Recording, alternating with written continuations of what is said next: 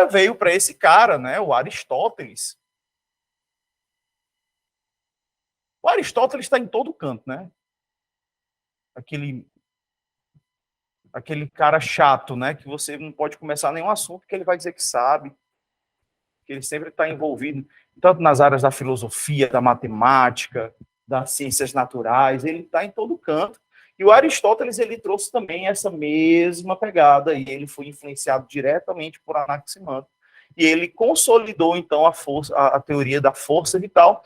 Então, a gente tem eles, né, esses caras aqui, como os pais de quem? Da abiogênese. O que é a abiogênese, pessoal? A abiogênese é a alegação de que um ser vivo ele pode ter uma origem de algo não vivo. Vou botar de uma forma bem resumida. Vivo do não vivo. O vivo do não vivo, tá? Ou seja, que algo inanimado pode tornar-se vivo por meio da ação de forças místicas, como, por exemplo, a força vital. E isso daí se consolidou e se implantou no nosso planeta por muito tempo, né?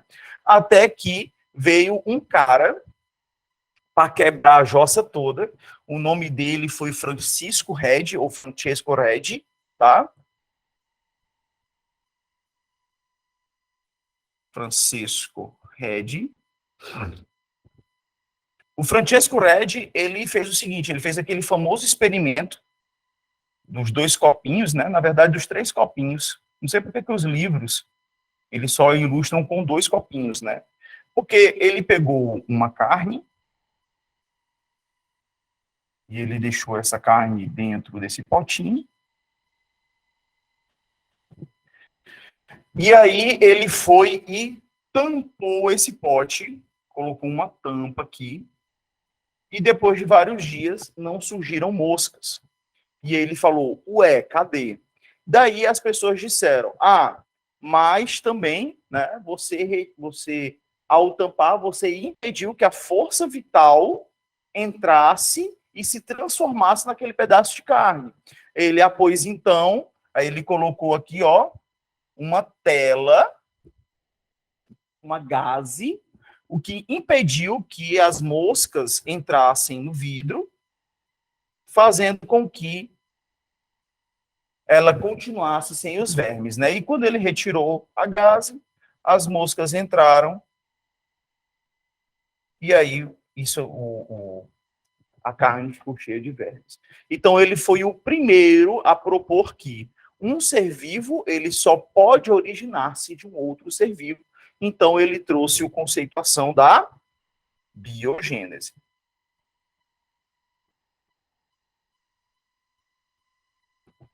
Bom,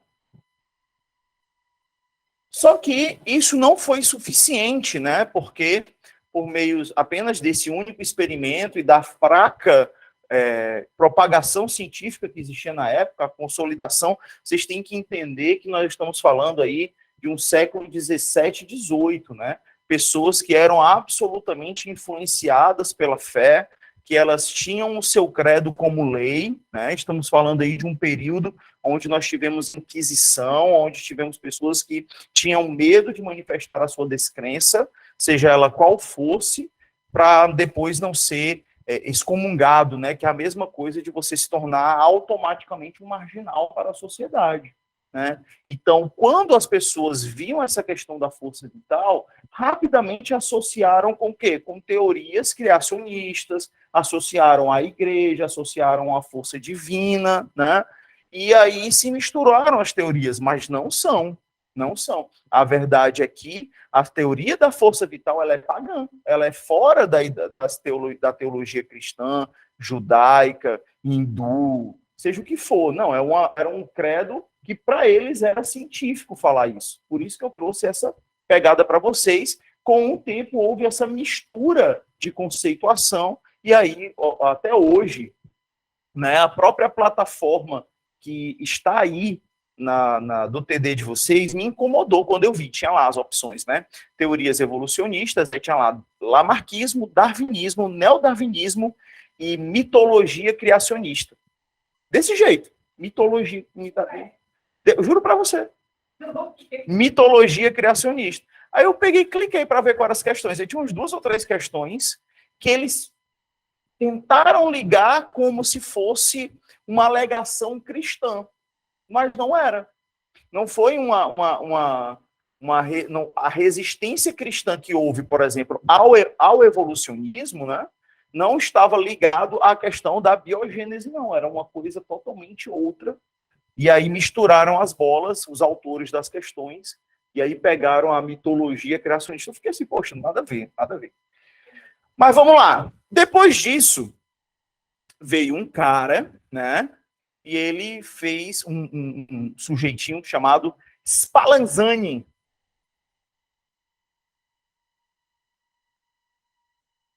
O Spallanzani, o que foi que ele fez? Ele, eu gosto de dizer que é um caldo orgânico, né?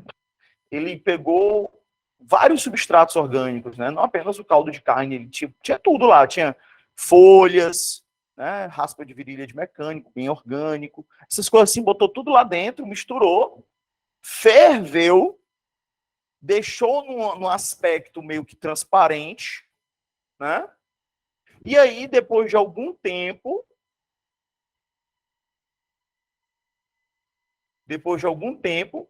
esse mesmo frasco se tornou turvo. Ele deixou em cima da mesa lá, e depois de algum tempo ficou turvo.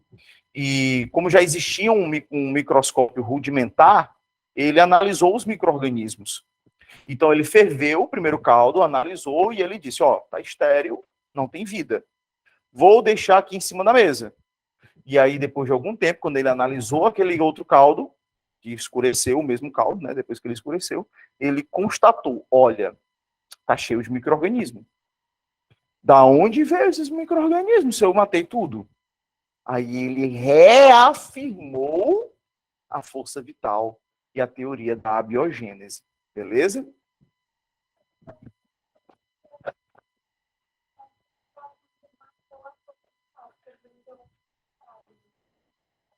Pois é. O Spallanzani, ele fez isso, não deu certo. Na verdade, não apenas ele alegou que ele matou a força vital por ter deixado tampado, ele matou porque ferveu. E matou, você expurgou a força vital com fogo, né?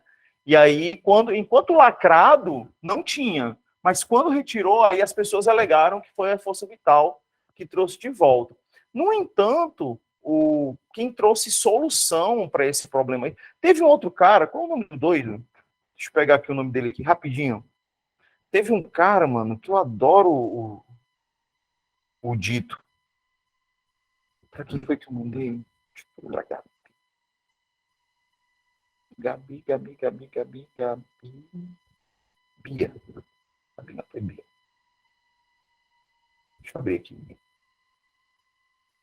Tem esse cara. Van Helmont. Já ouviram falar? Quem foi o Van Helmont? Tem esse cara, mano. Van Helmont. Esse cara, ele fez um experimento muito doido, mano. Ele, agricultor também, né? Tal, ele pegou e foi para a lavoura, trabalhou o dia inteiro, a camisa dele ficou ensopada de suor. Ele pegou grãos de cevada, jogou dentro da camisa suada, enrolou, jogou no fundo de um quarto, fechou a porta, trancou, 2 dias depois abriu. Quando sacudiu a camisa, saíram ratos de dentro da camisa.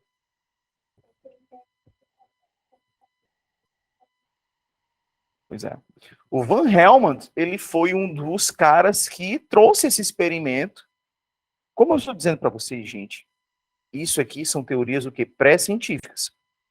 Por quê? Porque são análises apenas o quê? Empíricas. Não tem metodologia aqui envolvida. Vocês estão entendendo? Ele tem uma pressuposição, ele... Não, com certeza. E ele aplica isso. Sabe o que é tenso? Qual é o teu nome mesmo? Luana. É que as pessoas pegam esses equívocos que aconteceram com o passar do tempo e tentam descredibilizar a ciência por meio desse tipo de argumento, falando que, olha só o que, é que a ciência dizia há tão pouco tempo atrás e agora está dizendo outra coisa. Como é que eu posso confiar na ciência?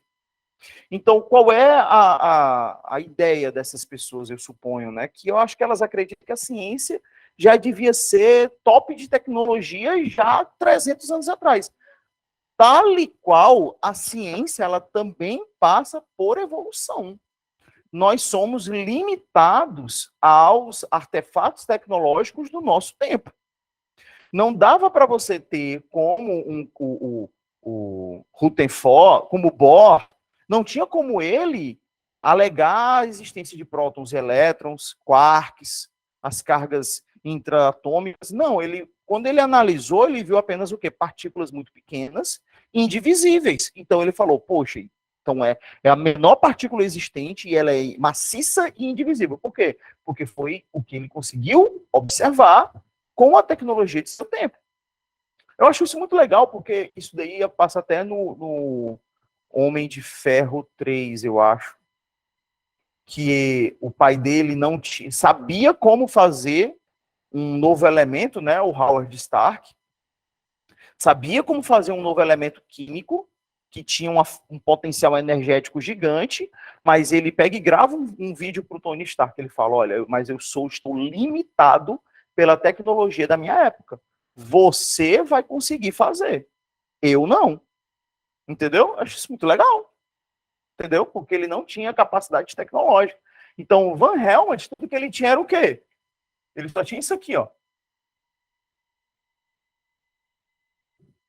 Ele só tinha um olho.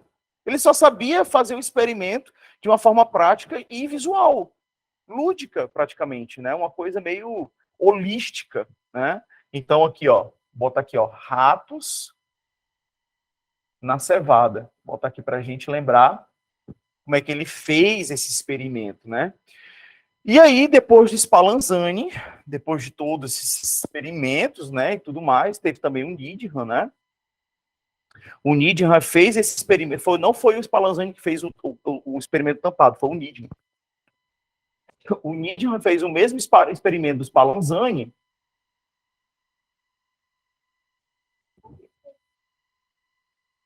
Needham. Ele fez o mesmo experimento do Spallanzani e tampou. E quando ele tampou, ele disse, tá aí, ó, evitei a proliferação dos micro-organismos, mas aí o Spallanzani refutou, você tampou, não deixou a força vital entrar. Entendeu? O Needham, ele fez o mesmo experimento do Spallanzani, só que ele fez e tampou o frasco, e aí ele tentou defender a biogênese mais uma vez, só que não deu certo. Gente, isso aqui que vocês estão vendo, já se passaram 300 anos de confusão aqui. Ó. Aqui, na verdade, daqui para cá passou 1000 anos. E daqui para cá passou 300. Entendeu? Então, vocês não têm noção da zoada. A treta foi tão grande que o governo francês ele lançou um desafio internacional para aqueles que conseguissem defender, provar a biogênese. Por isso que existiu, com recompensa em dinheiro. Eu não me lembro quanto foi o valor. Deixa eu pesquisar aqui. Vocês sabiam disso? Por que os professores de biologia não falam essas coisas? Mas tão legal, mano. Vamos ver, foi o Prêmio Diogênese França.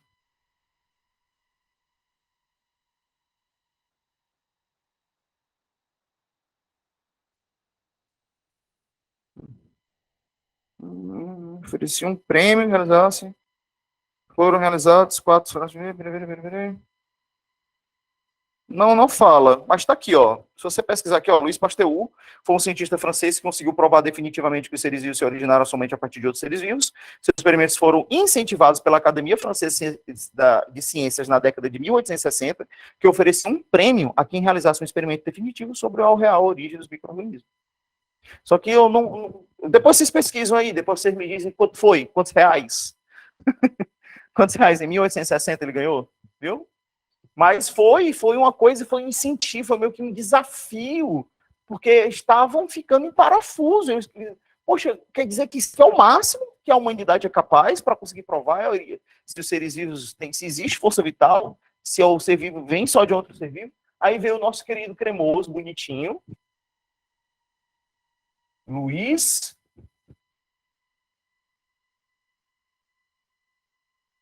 Pasteur. Pasteur. Ele é francês, né? Por exemplo, eu tenho um amigo meu que é professor de biologia, eu juro para vocês, o nome dele, se você está vendo isso, me desculpa, tá, amigo? O nome dele é esse aqui, ó.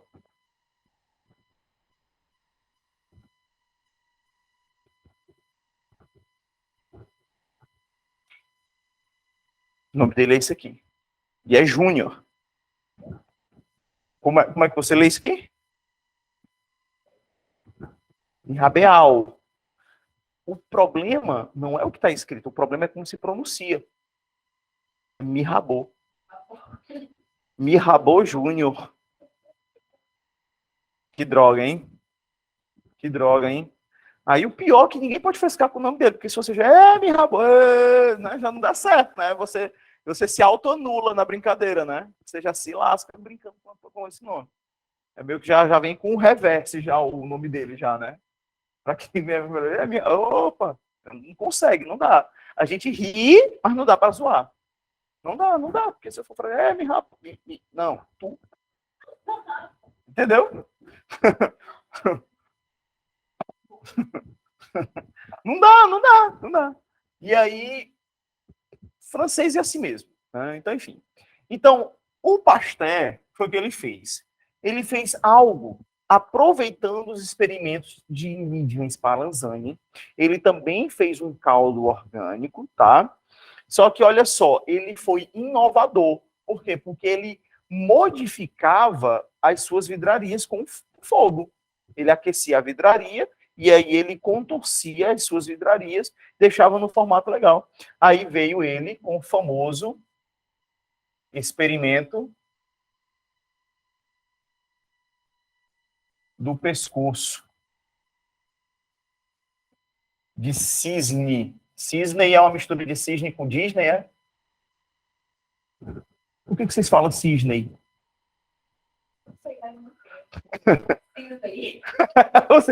Pescoço de cisne. Cisne não, cisne. É cisne mais Disney. Eu tenho um aluno meu que o nome eu tive, né? Já há muito tempo isso mudou. O nome dele era Walt Disney. Só que escrito era Walt Disney. Escrito era Walt Disney. Só que era tudo junto, era Walt Disney. Aí o que é que eu imagino, assim, né? Se eu pudesse ter uma máquina do tempo, eu imagino a mãe dele passando naquela frente daquelas locadoras de DVD, aí tipo o príncipe, assim, dando um beijo, assim, na Bela Adormecida, coisa assim, e em cima dele escrito Walt Disney, aqui assim, né, ó.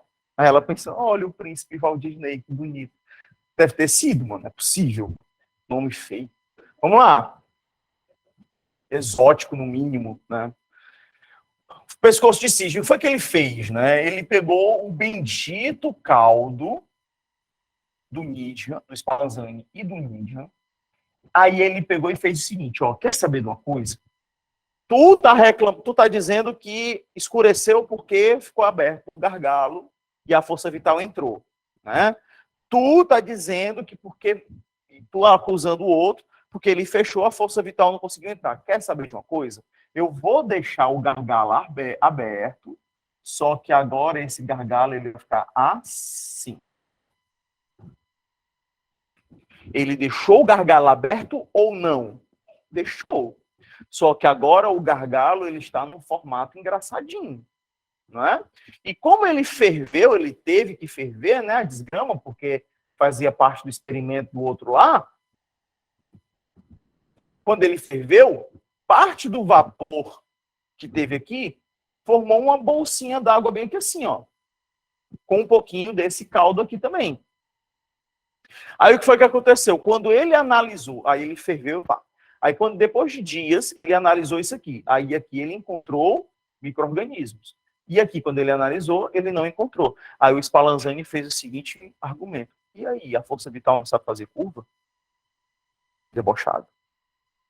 E assim ele conseguiu provar que, de fato, a fervura ela é capaz, sim, de matar os micro-organismos, de esterilizar uma substância, e que o simples fato de você contorcer ou de você impedir que uma substância entre em contato com o ar impede que micro-organismos se multipliquem naquela substância orgânica. E então, por meio disto, nós temos hoje a chamada.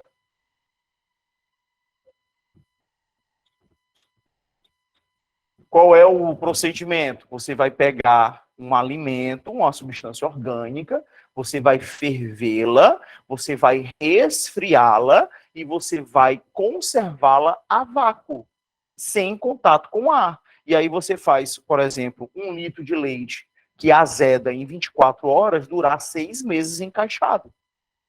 Não é não. Por quê? Porque é um leite pasteurizado. Entendeu? Consegue fazer um feijão que azeda em 12 horas ficar enlatado por 8 anos, sem estragar. Doideira, né? Então, a pasteurização, ela, sem dúvidas, ela diminuiu e muito o desperdício de alimentos que nós tínhamos. Imagina aí se você não tivesse alimentos pasteurizados. Tudo tinha que ser produzido na hora. Ia entrar em colapso a sociedade moderna. Se você sem conseguir fazer uma feira, levar todo o alimento que você precisa para sua casa, é doido, meu. Entendeu? Tem um amigo meu que ele disse assim, que eu acho que é uma fala do Agostinho, inclusive, do Agostinho Carrara, que ele fala sobre isso. Ele diz, como é que a comida sabe que venceu? quer dizer, quer dizer, vai vencer dia 15. Aí quer dizer que dia 16 está ruim? Ela, não, passou meu dia 15 e venci, vou azedar, é assim? Não. O parâmetro para você definir se a comida está vencida ou não, você tem que cheirar e experimentar. Se tiver ruim, venceu. Se não, tá normal. Entendeu? Mano, tem isso. Aí, mano, o Agostinho é uma puta sabedoria desbalanceada.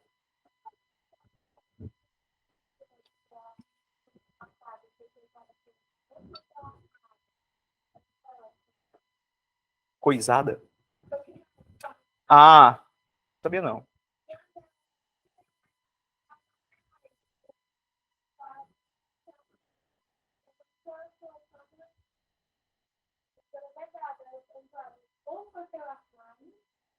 E quem foi que colocou cera dentro dela? Porque eu não sei se vocês sabem, mas esses alimentos enlatados, qualquer comida enlatada, aquela lata de ervilha meio comida que está na porta da tua geladeira, chegar em casa, tu passa a unha na parte de dentro da lata, assim, ó. E aí tu vai ver que tem uma cera na parte interna da lata. Por quê? Porque o aço, em contato com algo líquido, ele tende a oxidar. E essa oxidação, ela é propícia para a proliferação de micro-organismos. E aí acaba gerando o abaulamento das latas, né? Elas ficam inchadas ou elas se contorcem, ficam estufadas, né? Então, a cera, ela existe para impermeabilizar, né? Para evitar o contato com o aço da lata. Então, é um vedamento. É bem legal. E isso daí eu explico aonde? Quando eu vou falar sobre infecções bacterianas. Quando eu vou falar sobre botulismo. Que é justamente o alimento que você se dá mal pelo abaulamento das latas, né? Pelo latas amassadas, é um sinal. Porque, poxa, se a lata ela é selada a vácuo, significa que lá dentro não tem ar. Se está tendo proliferação bacteriana, obviamente aquela bactéria é o quê? Anaeróbia. A Clostridium botulinum é uma bactéria anaeróbia. Então ela está rolando aquela proliferação ali, porque é um ambiente propício. Olha que doideira. O alimento enlatado que foi desenvolvido para evitar a contaminação por micro-organismos, existe uma bactéria que adora esse ambiente. Por isso que ela é um problema. E é por isso que eu sempre falo para meus alunos, ah, professor, mas só está amassadinho. Esse amassadinho pode ter rachado a cera na parte interna.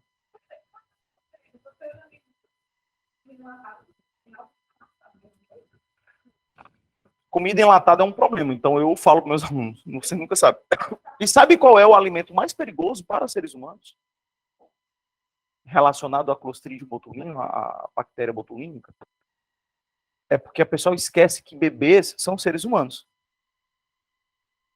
Crianças já de 0 a 2 anos de idade são seres humanos.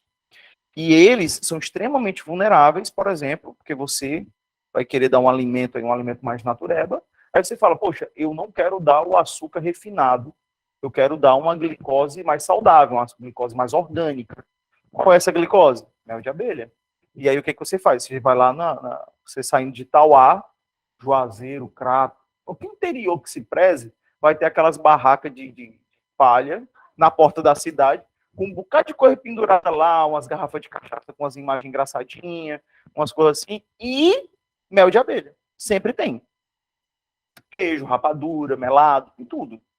E aí você vê lá, poxa, eu quero um mel de abelha porque é mais saudável que o açúcar. O problema é que eu não conheço uma família que consegue consumir 1 litro de mel em um mês. É muito difícil.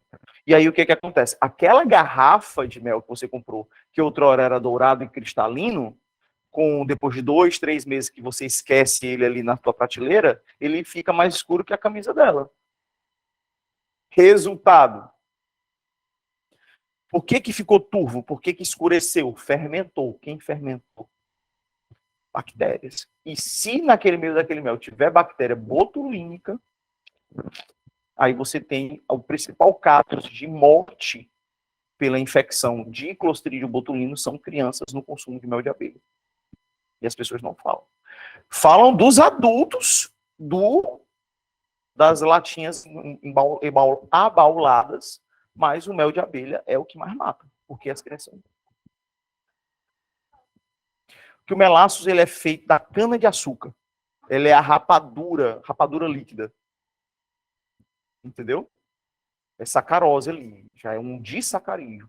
E já o mel de abelha é glicose mesmo, glicose animal. Tops.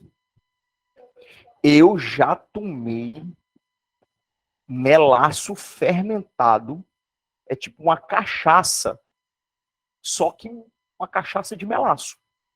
Que você, para fazer a cachaça, não é a cana fermentada? Para fazer o melaço, não é com a cana? Agora imagina o melaço fermentado para fazer a cachaça. Cara, é assim, o cara fala assim, tu gosta de cachaça? Não, mano, muito forte, eu não gosto de sabor. Por isso aqui você vai gostar. Ele pegou lá uma garrafa de barro, um copinho de barro, ele botou lá, chega, desceu o mel.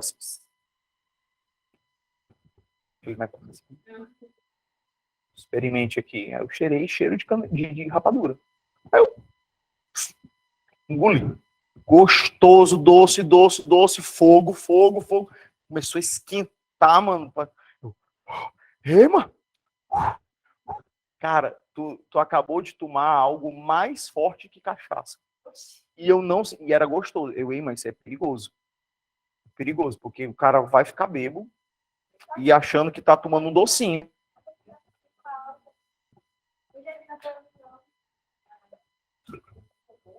É muito gostoso, viu? Recomendo aí, se vocês forem de maior. Para vocês depois não ser acusados de aliciação de menores. Beleza, gente? Então, essa aqui são os conceitos antes das tecnologias modernas. Quem foram os caras que trouxeram a concepção moderna da biogênese? Qual o nome dos doidos? O mais famoso de todos, né? Os mais famosos de todos é o nosso querido amigo Stanley Miller.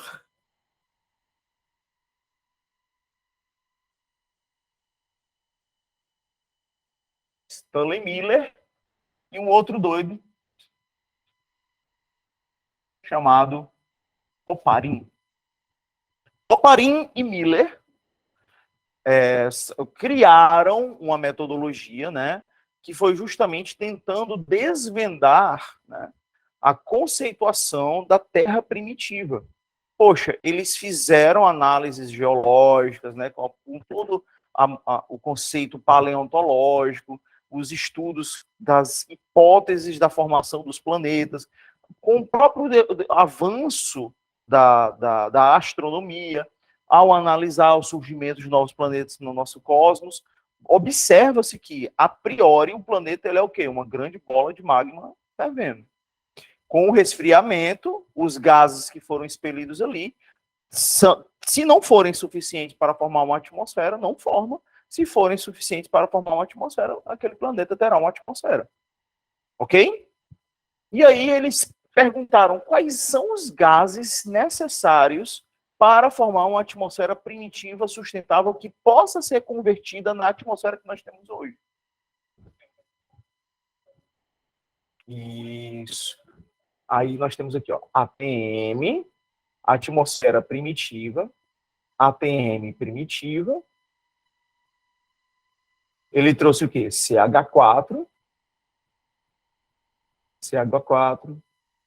Se a gente vai ter H2O, nós vamos ter CO2, nós vamos ter oxigênio, nós vamos ter, se eu não me engano, vai ter enxofre, por causa dos piroclastos vulcânicos, que vai ter muita erupção vulcânica, muito piroclástico ali. Então você vai ter uma atmosfera que, se você fizer isso, se você conjecturar uma atmosfera rica nisso, você vai ter moléculas muito pesadas que estão sendo levadas pelas correntes de vento. E quando essas moléculas que estão sendo levadas por essas correntes de vento, quando elas se encontram, o que é que elas fazem? Ó, elas atritam entre si. E esse atrito gera o que, gente? Energia estática. Gera carga elétrica. Então, por conta desse tipo de atmosfera densa, pesada, acredita-se que nós tínhamos terríveis, infernais tempestades eletromagnéticas. Tempestades eletromagnéticas. O que são essas tempestades eletromagnéticas, prof? Raios, trovões, constantemente. Então você tinha aqui, ó, mais cargas elétricas.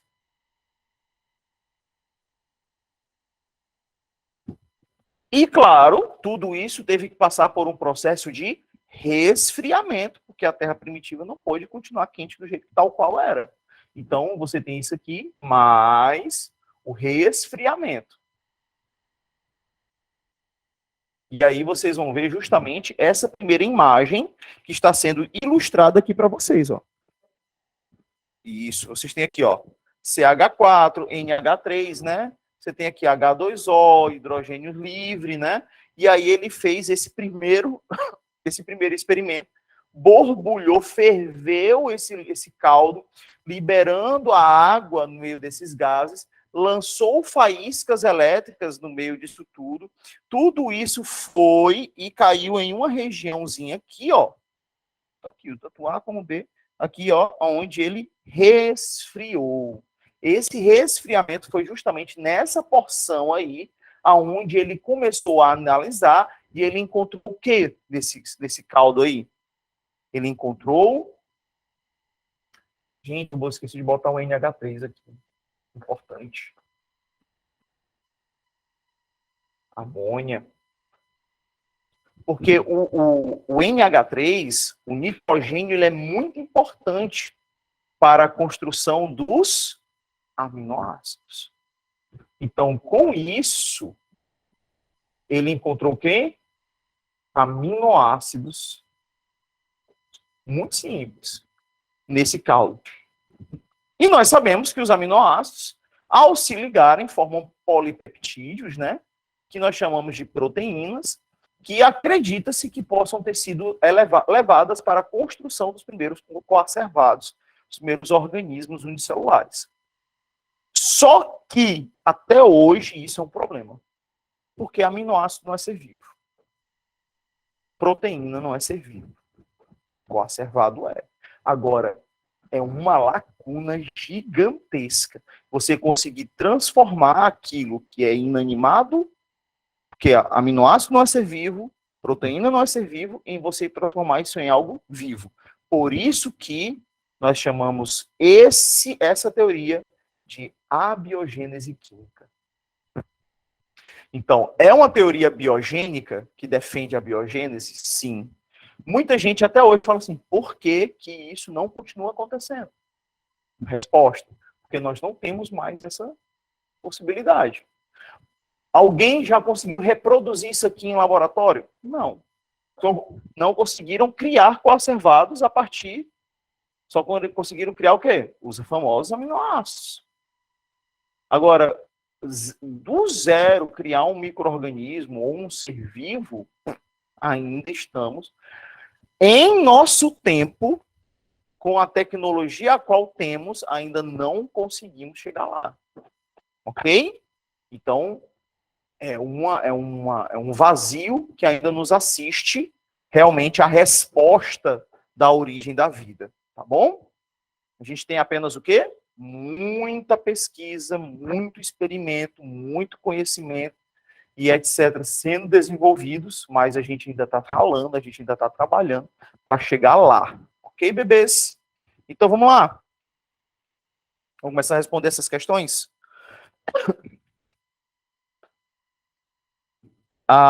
Analise o experimento a seguir, piriri, tudo isso que a gente conversou, né?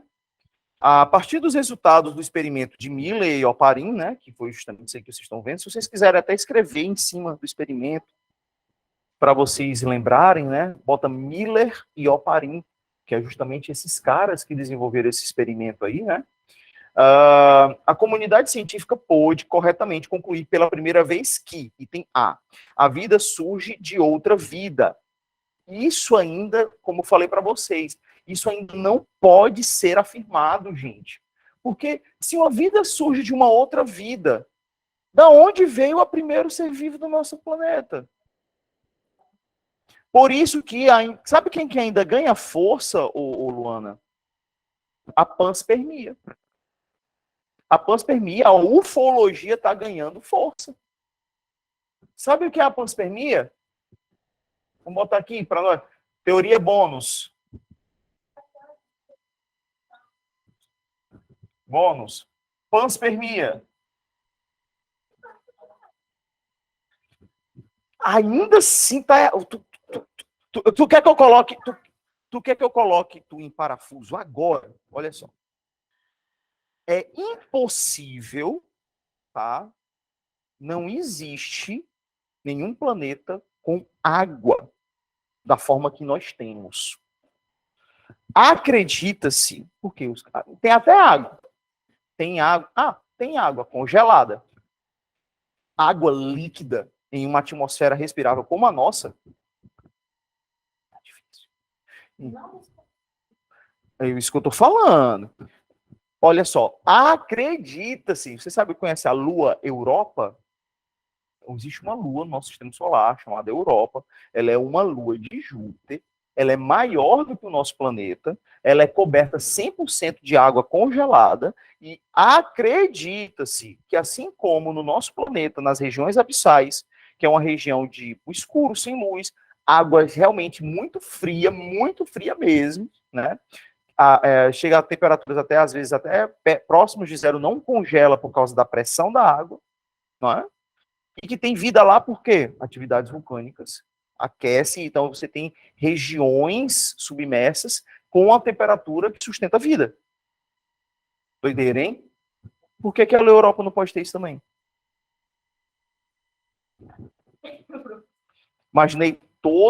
Imagina, uma galera que fala, aqueles caras lá, né, aliens, né, aquele cara do cabelo arrupiado, que ele acredita que a civilização de Atlantis vive nessa lua. Que é um planeta só de água submersa. É doideira, mano. É doideira, isso aí, mano. Só vai na onda e pronto. Pô. Ó, por exemplo. Então, acredita-se que grande parte da água do nosso planeta tenha vindo por cometas. Tá bom?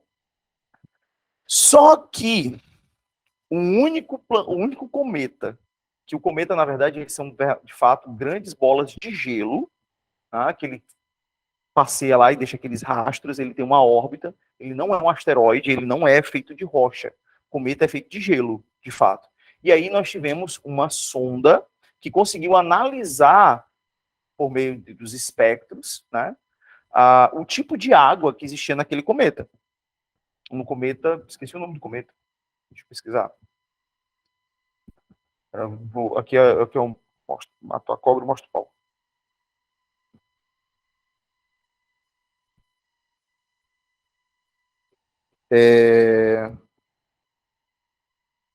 O nome da sonda é sonda Rosetta e o cometa 67P Churyumov-Gerasimenko, nome do cometa.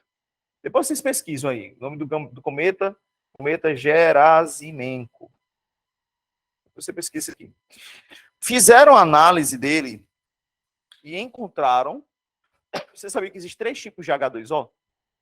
3 tipos de moléculas de água. Quais são essas moléculas? Você vai ter os chamados os isótopos do hidrogênio. Quais são os isótopos do hidrogênio? Você vai ter o trítio, tem um outro nome lá que eu esqueci, e o deutério. O que é um só. Deixa eu pesquisar. Cara, eu esqueço muito. Química não é meu forte, não. Eu esqueço o nome do desgramado. Isótopos do hidrogênio. Ó. É o prótio, o deutério e o trítio, tá? O H2O, tal e qual a gente conhece, ele é de o hidrogênio, aqui o H2O, a molécula de hidrogênio, ele é o quê?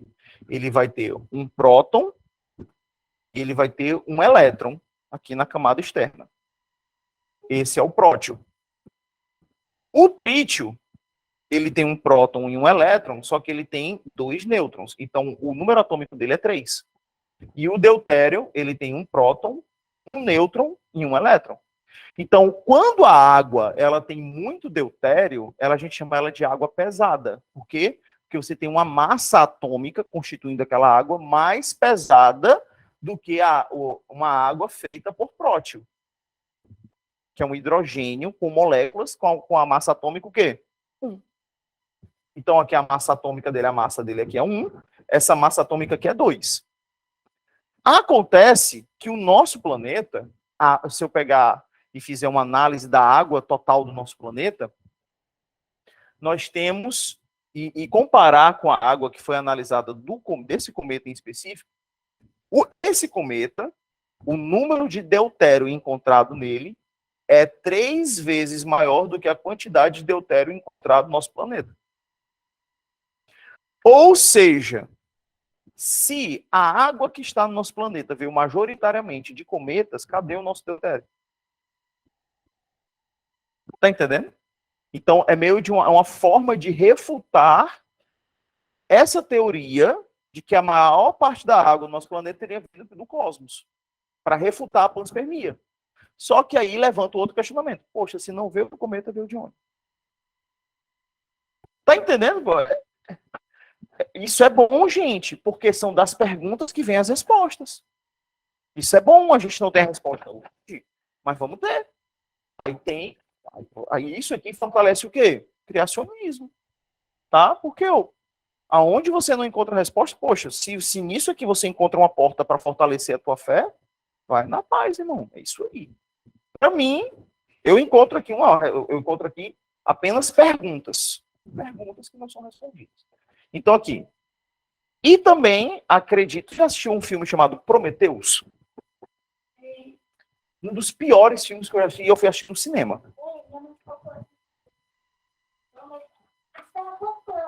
Não, é bom. O Alien é bom. A saga, Alien do 1 ao 3 é bom.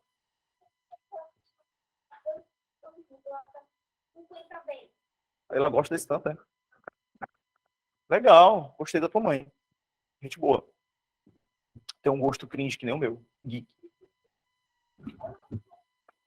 Tem quantos anos ela? Tua mãe. Ela é mais cringe do que eu. Conseguiu manter esse gosto por tanto tempo. Ou não?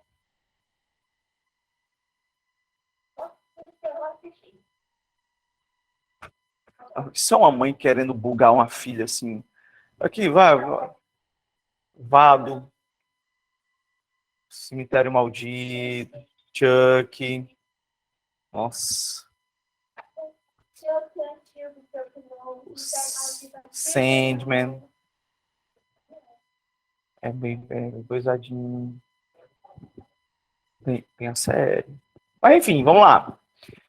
Aí o que que acontece? Na teoria da panspermia também defende que tal e qual, quando planetas entram em colapso, eles criam asteroides, né, criam astros em movimento, por que não, né, fragmentos de planetas que existiam vida possam ter caído aqui trazendo micro-organismos? Eu estou falando isso por quê? Porque apenas os 5 primeiros minutos do filme Prometheus prestam para mim, o resto pode jogar fora. Que é justamente aquela parte em que aquele alien brancoso toma um negócio e ele se desmancha na água. Tu percebe que ele se desmancha a nível celular e aquelas células se especializam em micro-organismos distintos naquele planeta. Essa é uma teoria panspermia, em que o planeta ele foi cultivado vida nele. Outro que traz essa visão é justamente o Alien versus Predador. Quando tem aquele mostra lá que os aliens eles trouxeram essas vidas para cá e trazia também o alien para fazer o rito de caça deles e tudo mais. Né? Bom, deixando essa febre geek de lado, vamos continuar respondendo a questão. Vamos aqui.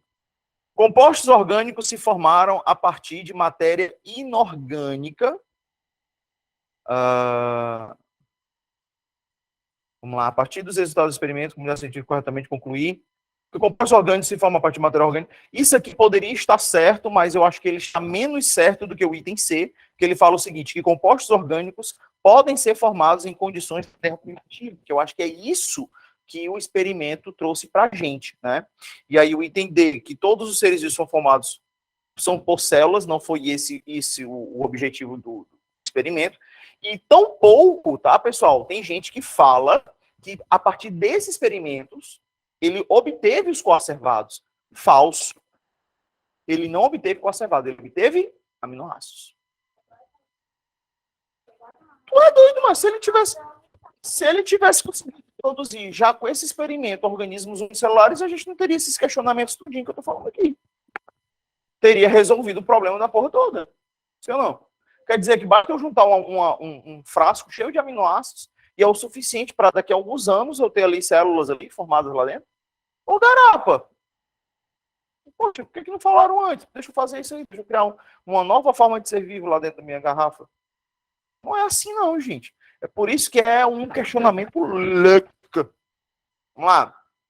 O DNA é um material genético de um ser vivo. Sim, mas não foi isso que ele obteve por meio dessa experimentação. Portanto, o item correto, de fato, o item C, de churros. Tá? Vamos lá. 2. As figuras 1 e 2 mostram dois diferentes experimentos realizados com o objetivo de comprovar hipóteses a respeito da existência dos seres vivos no planeta. Ó, nós temos aqui o primeiro, de Miller e Oparin, e nós temos aqui o experimento do Francesco Redi. Os experimentos 1 e 2 foram concebidos por pesquisadores e tinham como objetivo comprovar, respectivamente, tem a contribuição das condições ambientais da Terra primitiva para a formação dos seres autotróficos fotossintetizantes e a geração de organismos pluricelulares, independentemente de qualquer princípio ativo. Primeiro, nem esse conceito de pluricelular e unicelularidade existia, e tampouco qual era o objetivo dele a respeito de ser fotossintetizante ou não fotossintetizante. Não, ele estava querendo saber como foi que, a partir de uma terra primitiva, eu consegui obter os primórdios da matéria orgânica. Né? Então, não isso. B. A transferência de energia das reações bioquímicas para a formação das primeiras moléculas, ele não teve nenhum tipo de fotossíntese acontecendo nesses primeiros experimentos. É isso que ele está falando quando ele fala de transferência energética, né, conversão energética.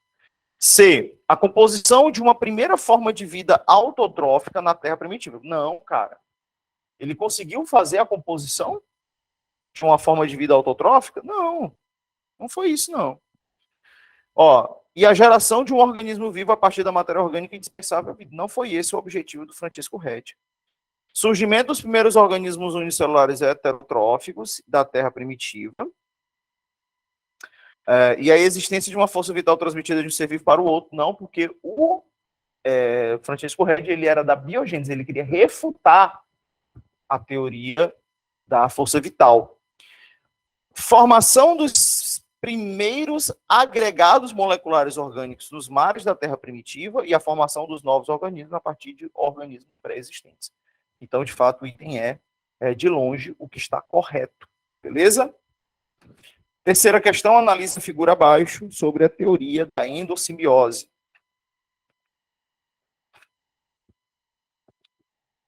Vamos lá, ele está falando aqui das teorias endossimbióticas, quando a gente olha nas nossas primeiras aulas, né? Falamos sobre as teorias endossimbióticas, por que acreditam que a mitocôndria, o cloroplasto, né? Ele teve uma origem endossimbiótica, né? Por quê? Porque nós temos um organismo, né?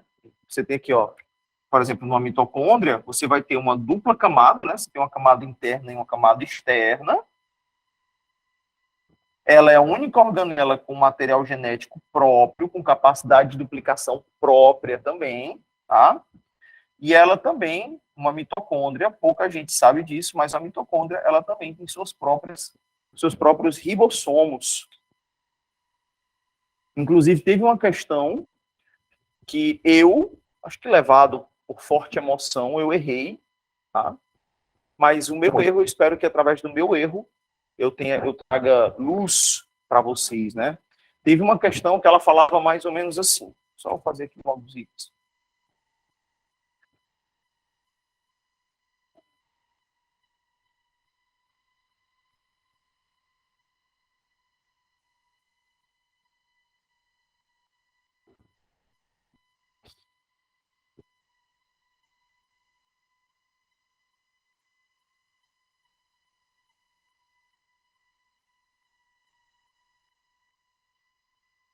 Olha só. A questão, ela trazia um enunciadozão gigante, falando sobre várias coisas, aí vem a conectiva, né? A pergunta assertiva da questão. Ele fala, qual organela abaixo, ela certamente terá uma capacidade de síntese proteica? Itens. Item A, núcleo. B, retículo endoplasmático. C, mitocôndria. E D, complexo de Golgi. Eu, tomado pela emoção, eu marquei aqui, ó, retículo endoplasmático. Só que a questão, ela não disse que era o retículo endoplasmático rugoso, ou disse? Não disse. Nós sabemos que existem dois, então aqui fica na dúvida qual retículo é esse. Pode ser o retículo endoplasmático rugoso ou liso, que ele é responsável pela síntese de lipídios e não de proteínas. A única organela aqui que certamente produz proteínas é a mitocôndria. Por quê? Porque dentro dela eu tenho ribossomos próprios. Então, eu tenho organelas, granúlos, responsáveis pela síntese proteica. Então, aqui, a única que, de fato, eu tenho certeza que tem capacidade de produzir proteína, nem que seja para si mesma, é a mitocôndria. Deu para pegar aí? Será que esse meu erro te ajudou em alguma coisa? Fico feliz. Vamos lá. É possível concluir que, a autoduplicação das mitocôndrias e dos cloroplastos é uma evidência da teoria endossimbiótica. Sim, porque ele é a parte da célula a qual ele se encontra. O material genético do cloroplasto é diferente do material genético nuclear, o material genético da mitocôndria é diferente do cloroplasto e do material genético nuclear, e cada um deles tem uma capacidade de autoduplicação e replicação de acordo com a demanda daquela célula. Então, eles são absolutamente à parte, é como se fossem, de fato, micro-organismos independentes, ok? 2. Bactérias fagocitadas por células ancestrais passaram a parasitá-las, originando as mitocôndrias e os cloroplastos. Não eram bactérias, não se sabe que tipo de... Sabia-se que era Você não pode afirmar que as mitocôndrias eram bactérias, nem que cloroplastos eram bactérias. É muito errado falar isso, entende? Você não sabe que classe de procariotos era essa. Se é uma classe tão primitiva que talvez tenha se perdido nos fatores evolutivos externos. Né? Pode ser, está mais para a árquea do que uma bactéria. 3. Mitocôndrias e cloroplastos seriam organismos independentes que, ao serem englobados por células eucarióticas, desenvolveram com as mesmas uma relação simbiótica. Perfeito.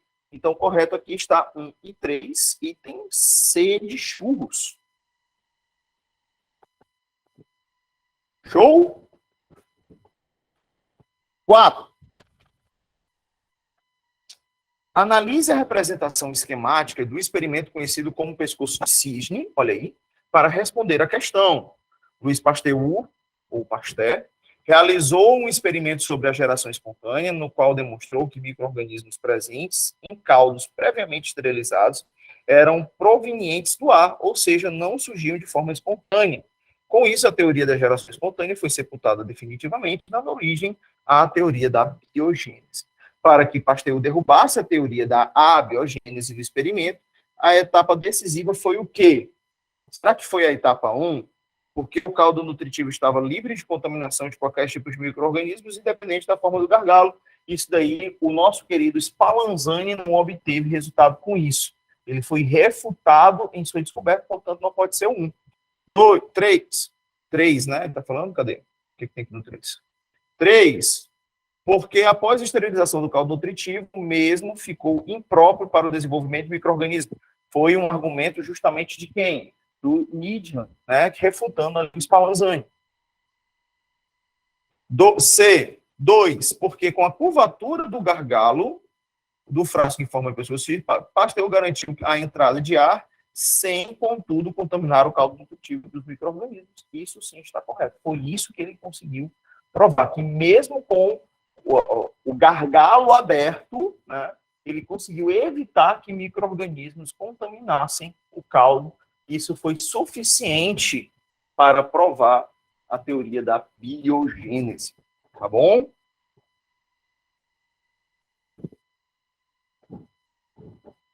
Vamos lá. A Terra primitiva certamente continha uma atmosfera dominada por dióxido de carbono em muitos pontos semelhante à atmosfera de Vênus. Neste cenário, a vida surgiu passando de replicadores autobiopoéticos presentes no oceano aos primeiros seres unicelulares, dando os primeiros passos evolutivos. Comum de todas as vidas e deu origem, olha para aí, evolutivas, sobrevivendo no ambiente anóxico, ou seja, sem oxigênio.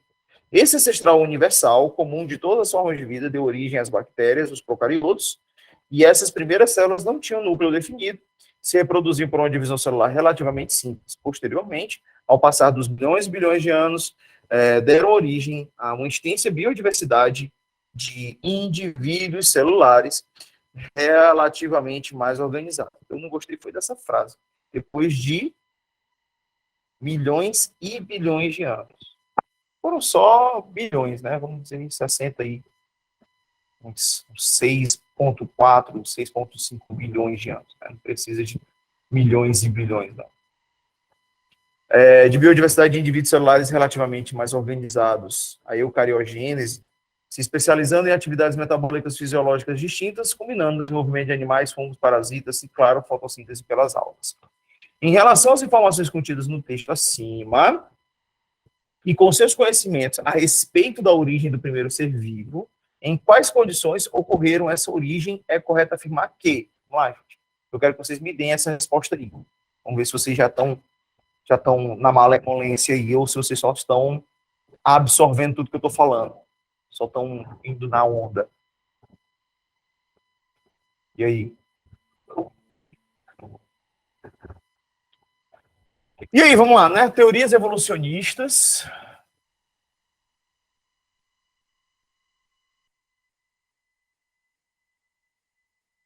Teorias evolucionistas, só que elas não são teorias evolucionistas modernas.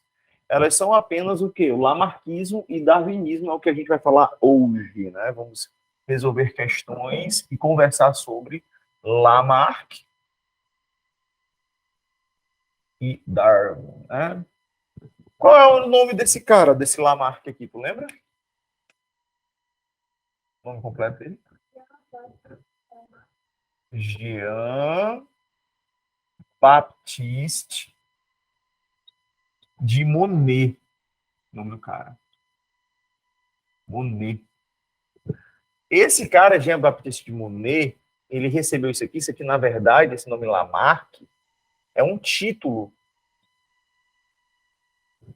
Ele foi consagrado Cavaleiro de Lamarck, região a qual ele vivia. Então ele passou a ser conhecido como Sir Lamarck por causa que ele é o Cavaleiro de Lamarck. Entendeu? Então é como se, sei lá, qual o bairro que tu vive? Qual é o teu bairro? Tua casa? Qual é o teu bairro? Meireles. Tu poderia ser isso, a Meireles, dentro dessa ótica aí, que tu é a Cavaleira de Meireles. Entendeu? Passar a ser conhecida como a Meireles por conta disso. Então, o que acontece? Lamarck, né, ele tem algumas coisas que eu acho muito legal, e a partir dele, né, ele foi o predecessor, né, de diversas teorias evolucionistas que são replicadas até hoje.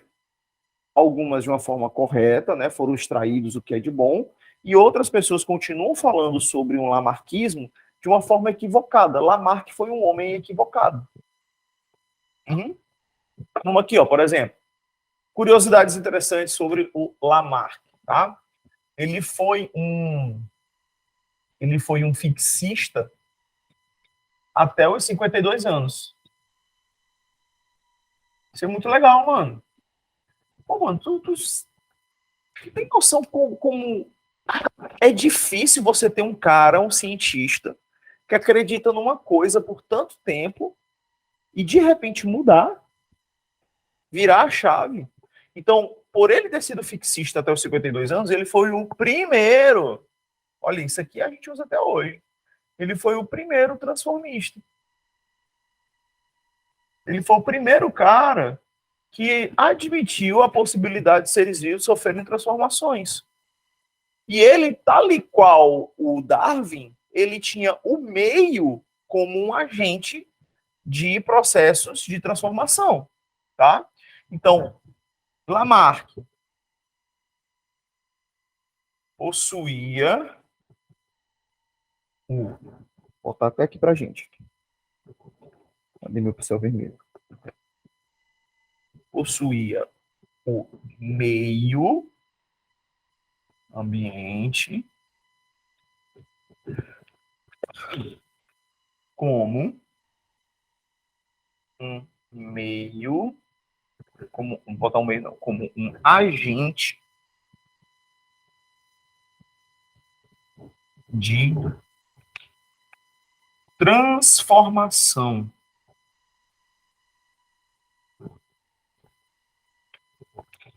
dos seres.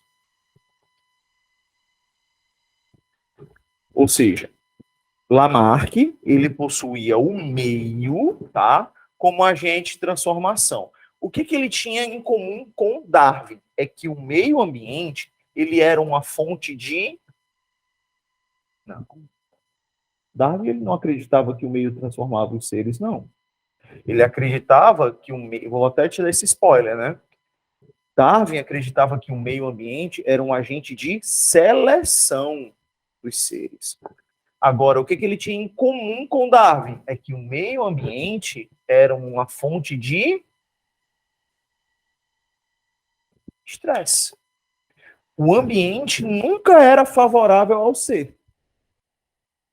Então, como o meio ele não é favorável ao ser, para Lamarck, o ser se transformava.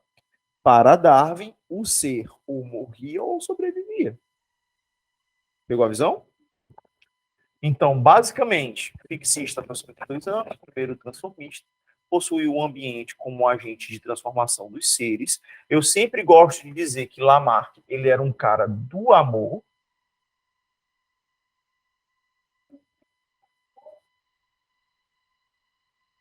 Era um homem cheio de amor no coração, porque ele não gosta de ver o bicho morrendo. O que é que a gente vê aqui, ó? Seres de rápida adaptação. barra transformação.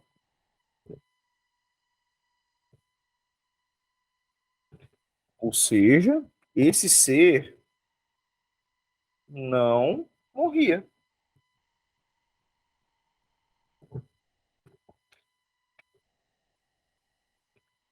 Que fofo.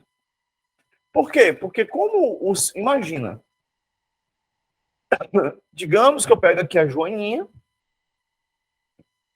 no caso você. Aí eu pego e coloco você em um lugar muito frio.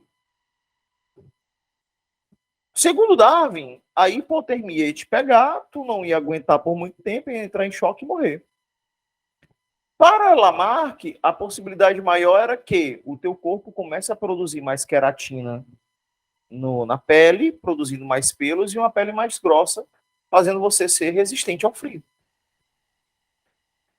Ou seja, ele não gosta de ver os animais sendo eliminados pelo ambiente. Não, o ser, ele vai ter uma capacidade de adaptação incrível, rápida, em vida. Para Darwin, essas adaptações surgiam. Ele não sabia explicar como, mas uma coisa ele sabia, é que levava muitas gerações. Levava muito tempo para que isso se tornasse significativo. Lamarck, não. Isso acontece rápido, logo, entendeu? Portanto, vamos lá. Cara, eu tô muito feliz com esse óculos, porque eu tô vendo bem de novo. Antes eu tava vendo as coisas bem passadinhas. E de longe, eu tava vendo as coisas muito coisadas. É. Agora, o meu óculos escuro é que eu percebi que ele tá me dando uma distorção, me fazendo parecer que as coisas estão mais perto do que realmente estão. Aí o que que acontece? Na hora que eu montei na moto hoje, para vir, parecia que eu estava mais perto do chão quando eu olhava assim. Parecia que a suspensão da moto estava curta. Aí eu parei várias vezes, eu olhei assim, eu fazia assim, mano, esse óculos tá me dando distorção. É sério, eu tô pilotando, parece que eu tô menor do que os carros. Eu tô com essa sensação de que eu tô assim. Eu, que estranho. Mas o importante. Não, isso aí é só um costume. É porque eu tô estranhando.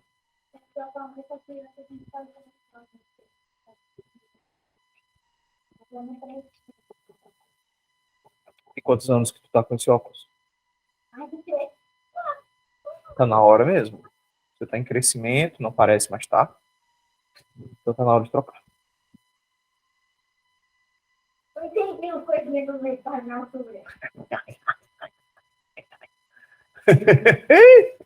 Olha os cantinhos pra botar o sabão pra carregar aqui em cima. Né?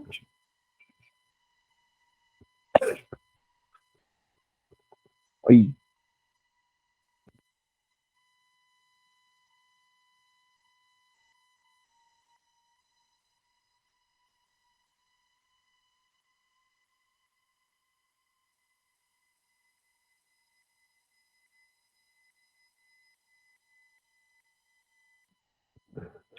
O meio ambiente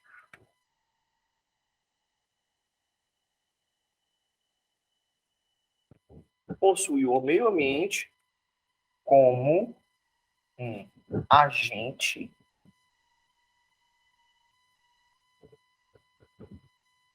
de seleção.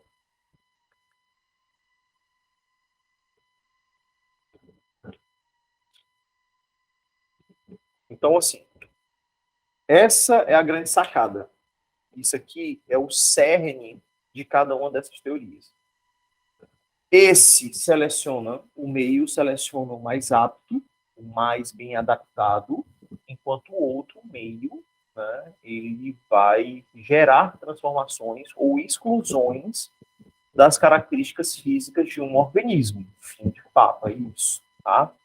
Então, como é que o darwinismo ele é cobrado nos vestibulares, né? Geralmente sempre trazendo situações, problema, tá? Onde você vai ter que ser carrasca. Então, enquanto o Lamarck ele era o amorzinho, entendeu? Por exemplo, se aquelas jararacas ali elas precisassem subir em árvores, porque elas têm cauda prensa, para conseguir ter vida, Perante Darwin, muitas morreram sem conseguir subir na árvore. Lamarck, ele disse o quê? Que ao longo do tempo, elas desenvolveram essa capacidade. Então, isso daí trouxe essa pegada aí. Essa questão da ancestralidade comum veio em Galápagos, com os tentilhões, que Galápagos ela é um arquipélago, tá?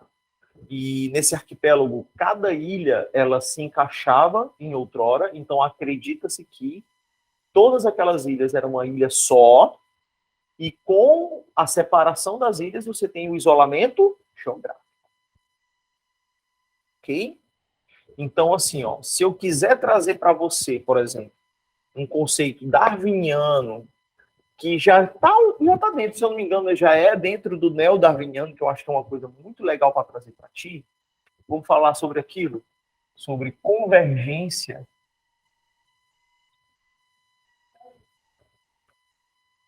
adaptativa. Joaninho, o que é convergir? O que é convergir? Convergir. Convergir, Joaninha, sou eu e você vindo de dois cantos diferentes dentro desse curso. Eu estou saindo do banheiro e tu tá vindo da sala. Só que nem eu nem tu tá olhando, a gente vai chegar um momento que a gente vai, ó, a gente vai se tocar, a gente vai se esbarrar. Convergimos. Viemos de direções diferentes,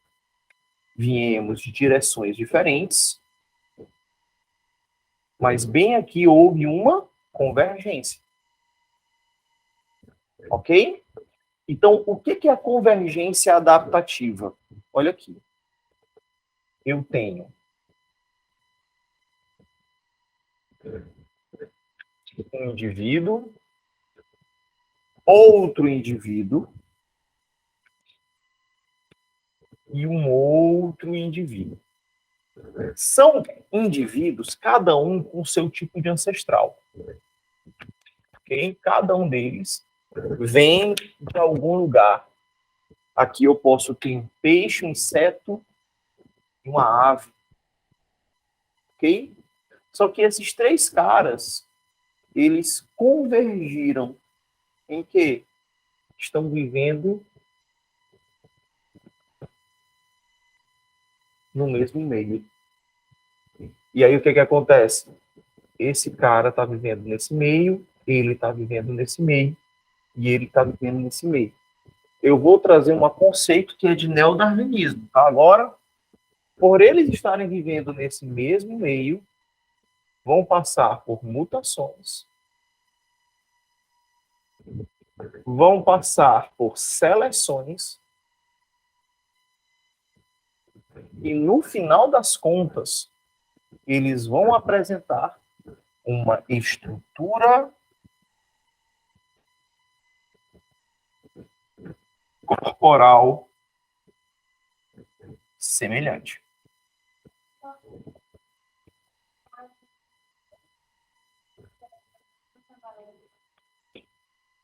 Não, porque não é uma característica semelhante às asa de morcego e batatões do boleiro.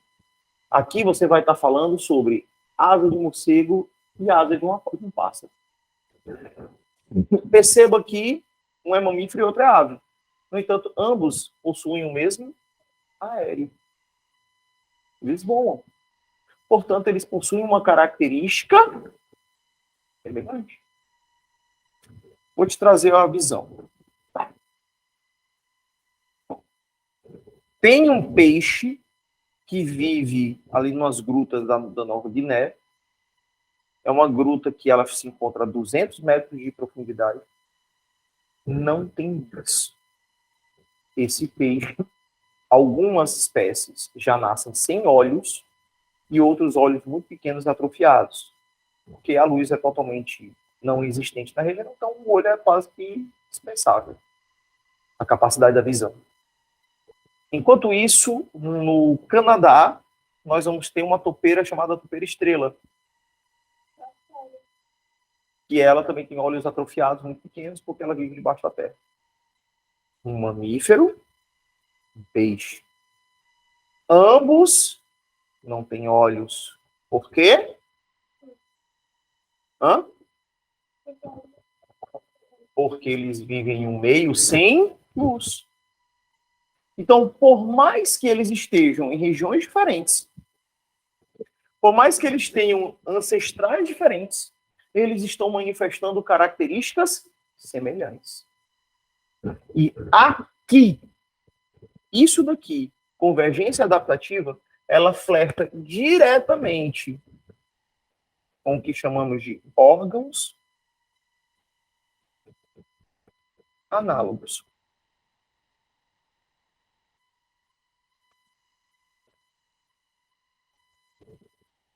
O que são órgãos análogos? São estruturas corporais que não possuem a mesma ancestralidade, porém possuem uma mesma função. Pata de cavalo, pata de jabuti, pata de aranha. Os três são ancestrais totalmente diferentes, mas os três fazem o quê? Caminham. Um método de locomoção terrestre. Então, beleza? No entanto, nós temos o que chamamos de adaptação disruptiva. Ou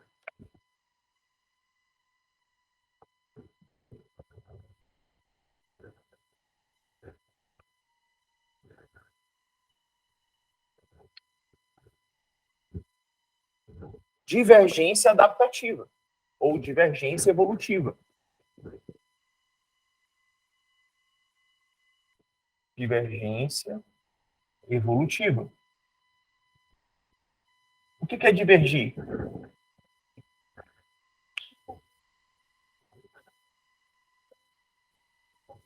Perfeito. Disruptiva. O que é uma disrupção? Era eu que estava aqui contigo, quebrei, me separei de ti. Então, a divergência evolutiva é o contrário. O que é que eu vou ter? Eu vou ter um indivíduo e eu vou ter meio, e meio.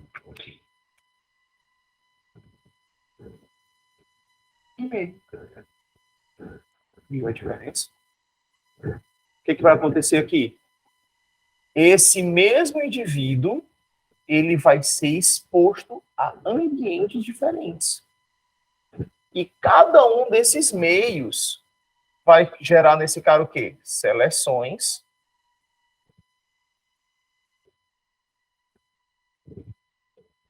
mutações,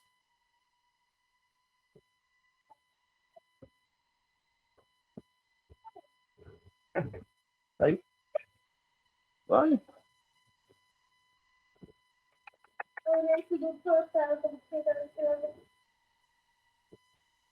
Por quê?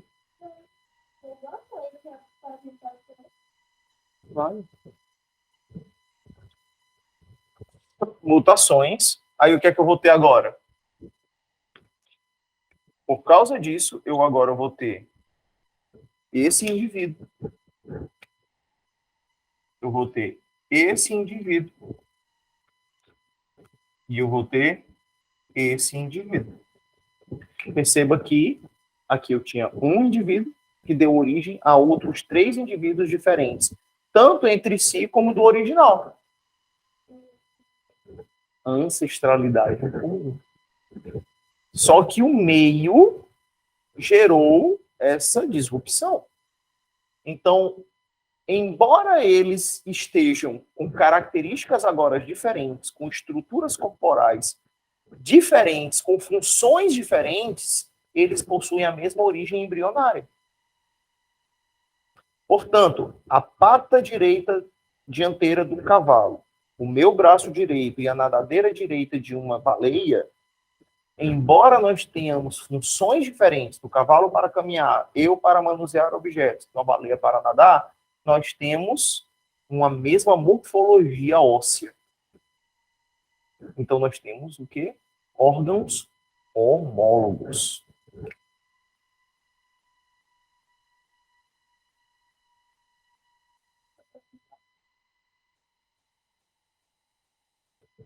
O que são órgãos homólogos?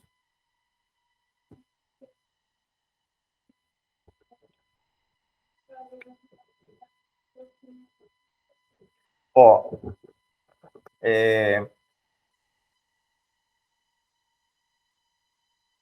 podem ter mesma função ou não, mesma origem embrionária. Se você quiser mudar esse embrionária por ancestral, com a mesma origem ancestral. Então, quando eu olho a asa de um morcego e eu analiso a mão humana, eu percebo que nós temos as mesmas falanges. Ele é um mamífero, eu sou um mamífero, só que eu fui exposto a um ambiente de oeste africano numa planície onde eu tinha que correr atrás, enquanto o morcego foi exposto a um ambiente aéreo. No entanto, todos os mamíferos derivaram de uma mesma espécie ancestral de roedor. Era todo mundo rato. Entendeu?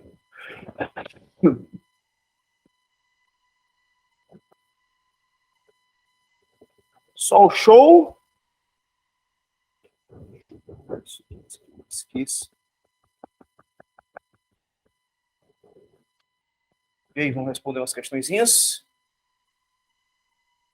E aí, deu para te ajudar? Tu disse que tinha dificuldade?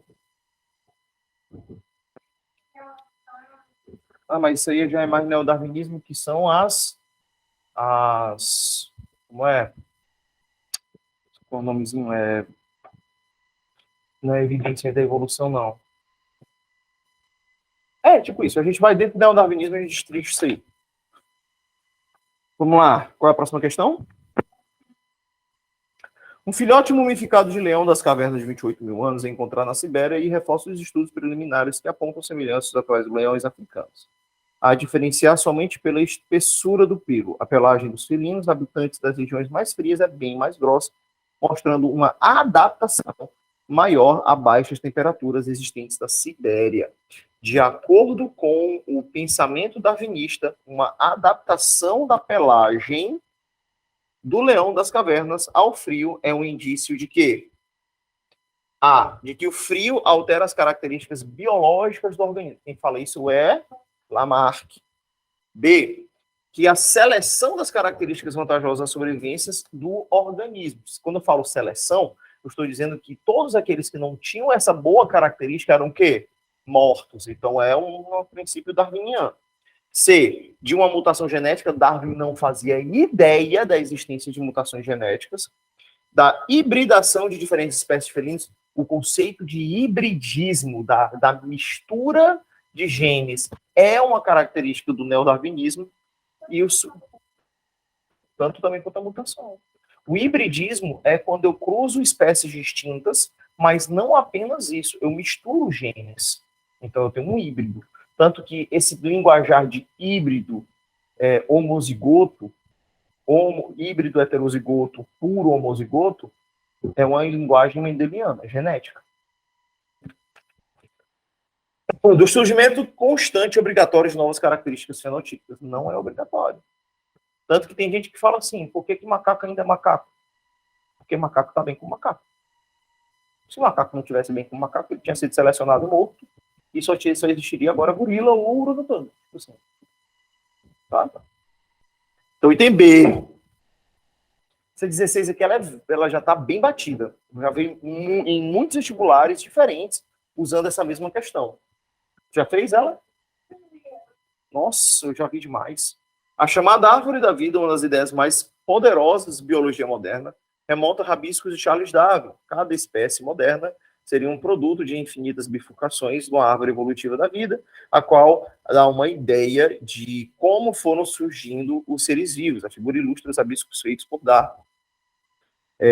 No rabisco de Darwin, as bifurcações ou ramos surgem de um nó. Perceba, Joana, que o original aqui ele está falando desse um. E que desse um nós tivemos várias disrupções, várias divergências evolutivas, né? Então, esse conceito de que eu tenho um organismo original que disruptou, dando origem a outros indivíduos, eu estou falando de quê? Ancestralidade comum. Todos entendem que aquele carão ali, ele é um ancestral dos outros três? E é um ancestral em comum. Portanto, é o item correto. Item B.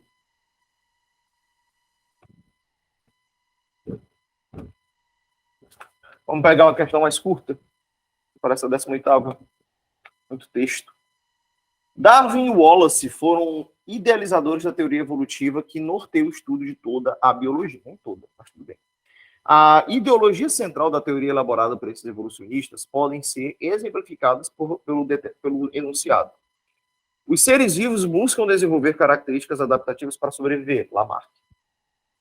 O meio ambiente tende a moldar os indivíduos, Lamarck. Os seres vivos que possuem vantagens adaptativas tendem a sobreviver e a reproduzir. Aí sim, seleção natural. Eles estão aptos. Lembrem que Darwin ele foi também influenciado por Thomas Malthus.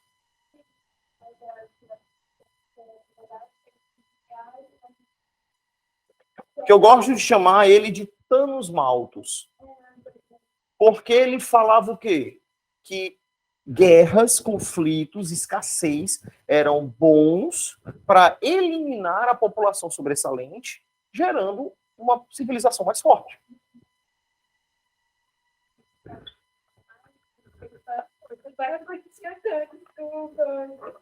Pois é. Ele falava que era muito bom isso. Né? Muito bom, cara. O Thanos, Malthus, era excelente que se dependesse dele, olha, para que exista abundância de recursos, é bom que as populações se matem. Que exista um vírus pandêmico, é bom, entendeu? Então, quando ele fala sobre isso, ele acaba trazendo uma ideia de morte, de seleção natural. Então, Darwin ele sempre vai ter essa pegada meio gótica, e meio morte e tal, meio sombria, escabrosa. Nas últimas décadas, vários países, inclusive o Brasil, têm testemunhado uma grande proliferação de bactérias patogênicas envolvidas em uma variedade de doenças e que apresentam resistência a múltiplos antibióticos. Atualmente, tem destacado as superbactérias que acumularam vários genes de determinantes de resistência, ao ponto de se tornarem resistentes praticamente a todos os antimicrobianos. Essa resistência tem ocorrido por quê? Olha aí, que é esse tipo de questão que eu disse que cai. E tem bactérias patogênicas se multiplicam de maneira acelerada. Será que uma bactéria patogênica ela vai ter essa vantagem de multiplicação ou ela pode se multiplicar tal e qual qualquer outra bactéria? Tal e qual. Tal e qual. Então, ela ser patogênica não significa que ela cresce muito rápido, que ela se multiplica muito rápido. Tá? B. Os antibióticos são utilizados pela população de maneira indiscriminada. Tá? Agora sim, eu estou tendo uma culpabilização, né? Eu estou tendo um ambiente de hostilização indevido que acaba selecionando boas bactérias aí. Bactérias possuem plasmídios que contêm genes relacionados à virulência. Poxa, virulência é uma bactéria? Bactéria pode ser transmitida por um indivíduo utilizando várias estratégias. Tá? Serviços de saúde precários constituem importantes focos de bactérias patogênicas, também não está associado ao enunciado, né? É meio que nada a ver aquela questão para você. Fulano mexicanos é um peixe sem olhos, olha aí, que vive nas águas tropicais da caverna do México. E o rato topeira pelado, um mamífero roedor que não tem olhos, ele é encontrado nas covas do solo africano. A semelhança quanto à ausência da visão desses animais pode ser considerada uma adaptação ao... Que doideira, mano. Tô besta, ó. Ao ser considerada uma adaptação aos ambientes. Eu juro para ti, essas questões quando eu entro, qual é o meu... Como é que eu seleciono? Do lado do final do enunciado, tem umas letrinhas laranja, que quando você passa o mouse em cima, está dizendo qual foi o professor e quando ele utilizou essa questão. Então, o meu crivo para escolher as questões de vocês, qual é? Questão que não foi escolhida ainda. Aí eu fiz assim, ó. Eu não vejo. Estou vendo agora, por isso que eu leio, eu engasgo, eu erro aqui. Né? Estou vendo agora a questão. A semelhança quanto à ausência da visão nesses animais pode ser considerada uma adaptação aos ambientes em que eles vivem, que selecionaram essas características. O mecanismo evolutivo que promoveu essa semelhança é denominado o quê?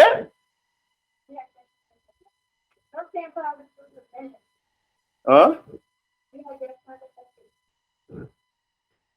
É irradiação, tu está dizendo que tanto o rato topeira quanto o peixe, eles têm um ancestral em comum e por isso eles nasceram sem olhos?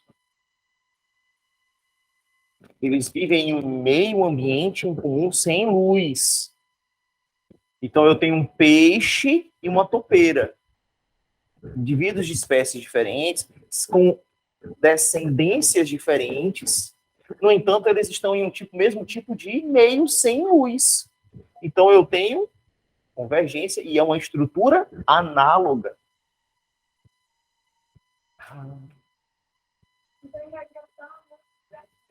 Exato.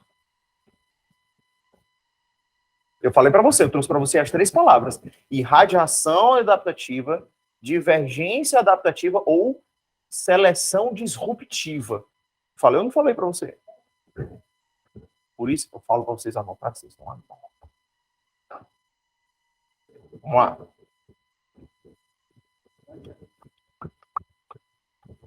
Chablau. Algumas plantas armazenam tanino no vacúolo celular e em suas folhas. Esse composto se liga a proteínas vegetais e ela inibe a digestão das folhas pelas lagartas e pelos outros herbívoros, retardando consideravelmente o desenvolvimento desses seres vivos. Alguns herbívoros que se alimentam de plantas ricas em tanino produzem, entretanto, substâncias que dispersam um complexo de tanino-proteínas, reduzindo seus efeitos. O autor da teoria que melhor explica o sucesso evolutivo desses herbívoros é quem?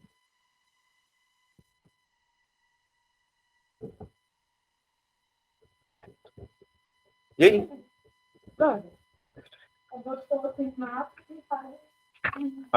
Malthus, as vacas, tudo tinha morrido, metade delas.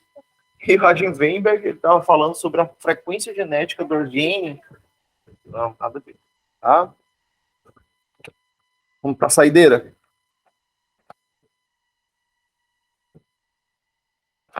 Aqui. Vamos lá. Eu quero esse do desenho do macaquinho. É muito fofinho. Vamos lá. Na charge, o personagem Darwin mostra uma árvore filogenética, um chimpanzé. Você vai ter que ralar muito para chegar onde eu cheguei. A argumentação do personagem na charge é: item A, procedente, pois o genoma dos humanos e dos chimpanzés apresentam poucas semelhanças. Falso. Falso. B, é improcedente, pois humanos e chimpanzés não compartilham características ancestral comum. Eles até compartilham, né? Improcedente, pois humanos e os chimpanzés coexistem. Ambas as espécies são igualmente evoluídas. Isso sim, tá valendo. Porque não é porque os chimpanzés não usam calça e andam de carro que eles não são evoluídos. Eles são muito bem adaptados ao meio deles e nós muito bem adaptados ao nosso meio.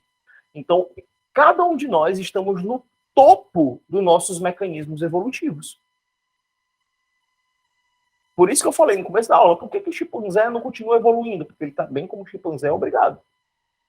Por que cobra não desenvolve pata? porque ela, na verdade, perdeu pata para ser cobra, porque ela está tão bem como cobra que ela evoluiu dos reptilianos para os ápodas, os sem patas. Então, elas, na verdade, cobras evoluíram de lagartos. Perderam suas patas por causa dessas adaptações. Então, é vantagem para a cobra não ter pata. Então, não é que ela... Então, a cobra está tão evoluída que ela nem precisa de pata. Bom, vamos encerrar. Cansado. Beijo para todo mundo que está em casa. Cheiro tudo de bom. Deus abençoe. E até a nossa próxima aula. Amém. Valeu.